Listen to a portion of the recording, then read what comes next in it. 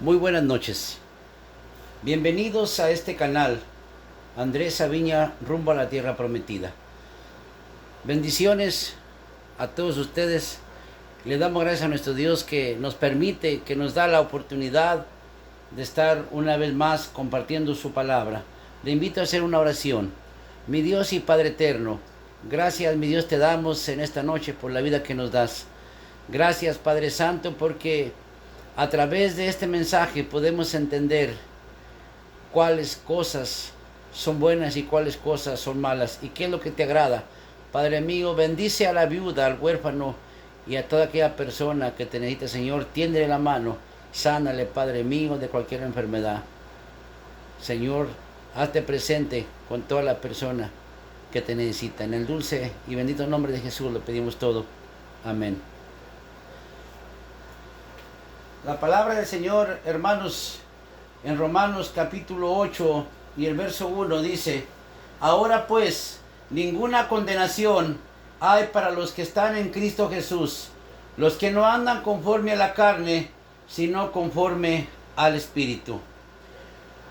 Ninguna condenación. Del momento que nosotros estamos pequeños, siempre que hacíamos algo malo, siempre alguien más grande nos decía: te vas a condenar por haber hecho esto.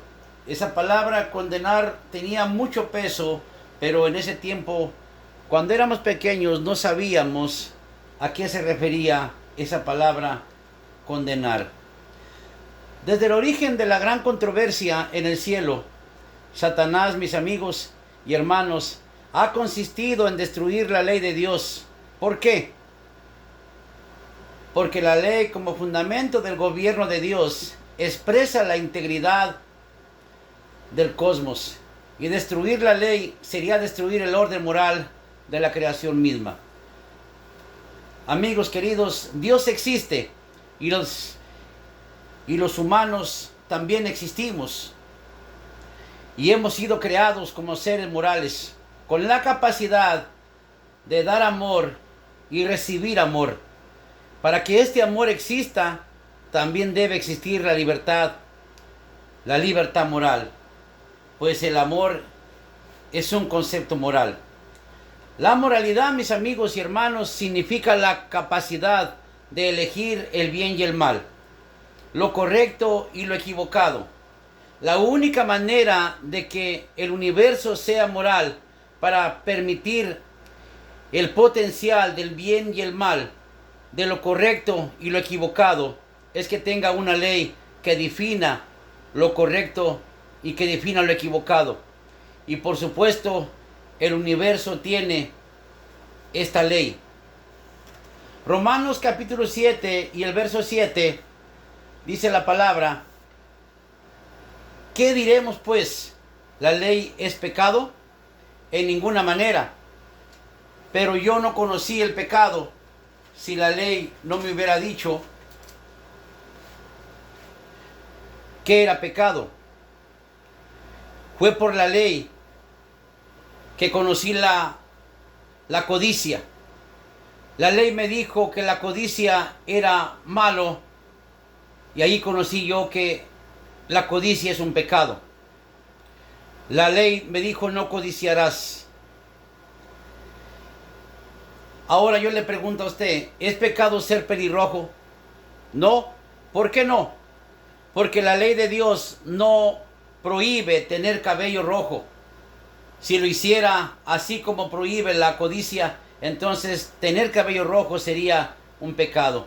Pero no puede ser pecado si no hay una ley divina que lo defina como tal. La moralidad, hermanos, sin la ley es tan imposible como un pensamiento si no hay una mente. Nuestro universo es moral porque Dios creó seres libres, responsables ante su ley. Si no hubiera una ley contra el codiciar, no existiera un pecado de la codicia. Si no hay una ley contra el cabello rojo, no es pecado ser pelirrojo, sin importar cuántos pelirrojos y codiciosos pueblen el cosmos. Mis amigos queridos, Dios creó a los seres humanos como criaturas que pueden amar. Pero este amor no puede existir sin la libertad moral. Y la libertad moral no puede existir sin la ley moral. El amor descansa sobre la libertad y la libertad descansa en la ley. De ahí que el centro del gobierno de Dios sea el fundamento de ese gobierno. Un gobierno de amor tiene que ser su ley. El espíritu de profecía habla acerca del deseo de Satanás de destruir la ley de Dios. El ataque a la ley no es solo, mis amigos, un ataque al carácter de Cristo, sino también al orden moral de la creación misma. Primera de Juan, capítulo 5 y el verso 3, dice la palabra: pues este es el amor de Dios, que guardemos sus mandamientos. El vínculo de amor a Dios y guardar sus mandamientos es más fuerte de lo que nos damos cuenta. Podemos amar a Dios porque vivimos en un universo donde puede existir el amor. Y este amor puede existir porque el universo es moral. La moralidad está basada, por lo menos para nosotros como seres creados, en la ley moral de Dios. Aparte de la ley moral, mis amigos queridos, se dieron leyes, otras leyes conocidas como la ley mosaica o ley ceremonial. Esta ley se centraba en el santuario y sus servicios. Estaba diseñada para enseñar a los hijos de Israel el plan de salvación. Esta ley, mis amigos queridos, esta ley ceremonial fue dada por Cristo como sombra de una futura realidad. Una vez cumplida la obra de Cristo en la tierra, este sistema judío, con sus sacrificios, sus ritos y sus fiestas, ya no sería necesario. Hebreos 9:9 dice que era un símbolo del tiempo presente. Y Colosenses capítulo 2 y el verso 17 dice que todo era sombra de lo que había de venir. Amigos queridos, aun cuando las leyes romanas, la ley mosaica y las leyes rabínicas impactaron la vida de los judíos del primer siglo en Israel, muchas personas que seguían la religión de Israel vivían fuera de Palestina y más allá de las fronteras del Imperio Romano. Así muchas de esas leyes podían no haber tenido demasiada importancia en la vida de ellos. Pero mis amigos queridos, la ley moral, los 10 mandamientos, sobrepasaron cualquier sistema legal conocido por los judíos del primer siglo. Aún los judíos que habían memorizado las 613 leyes mosaicas reconocieron la importancia de los 10 mandamientos, que estaba por encima de las demás leyes. Este es el asunto que vamos a tratar la próxima semana.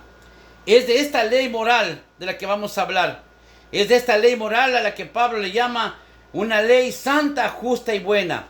Esta es una ley del pecado y de la muerte que dice Pablo que Cristo Jesús lo ha librado.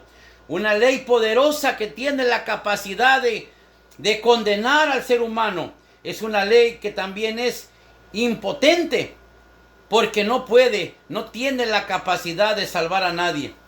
Es una ley que te confina, que te agarra, que te esclaviza y te encierra bajo maldición por haber transgredido el mandamiento. Una ley que exige que se castigue al transgresor, porque la paga del pecado es muerte, dice Romanos 6:23. Mis amigos queridos, la ley